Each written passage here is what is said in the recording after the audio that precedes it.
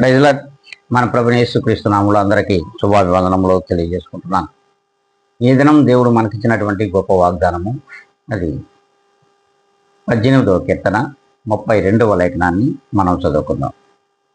నాకు బలము ధరింప చేయువాడు ఆయనే, నన్ను యథార్థముగా నడిపించువాడు కూడా ఆయనే. ఈ వాక్యము ద్వారా ఈ దినం మనం అందరం కూడా నడుద్దాం. నీవు నేను మనం ఏ రీతిగా విశ్వాసులుగా జీవించుతున్నామో అట్టి ప్రభువైన క్రీస్తును నమ్మిన బిడ్డలుగా మనకు బలము ఆయనే. యథార్థ మార్గములో నడిపించడానికి వచ్చిన దేవుడు కూడా ఆయనే.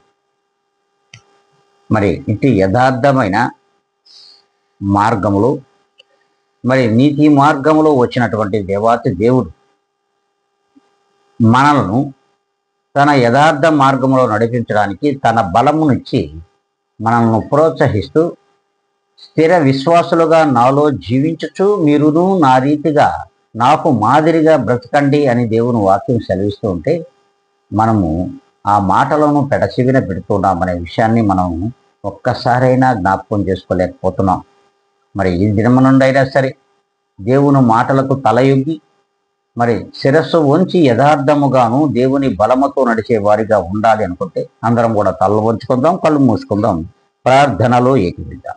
మహాపరిశుద్ధుడా, ప్రేమ నమ్మకము కలిగిన మా గొప్ప ఘనమైన తండ్రి, ఈ ఉదయకాల సమయమున నీవిచ్చిన ఈ గొప్ప వాగ్దానాన్ని వీక్షించుతున్న ప్రతి ఒక్కరిలో ఫలింపచేయమని, ఆ రీతిగా దేవునికి మాదిరిగా మేమును యథార్థముగా దేవుని బలముతో నడవడానికి కృపచూపమని బ్రతిములాడుకుంటూ యేసు క్రీస్తు యొక్క గొప్ప ఘనమైనటువంటి నామములో నన్ను నేను అతి మిక్కిలిగా తగ్గించుకొని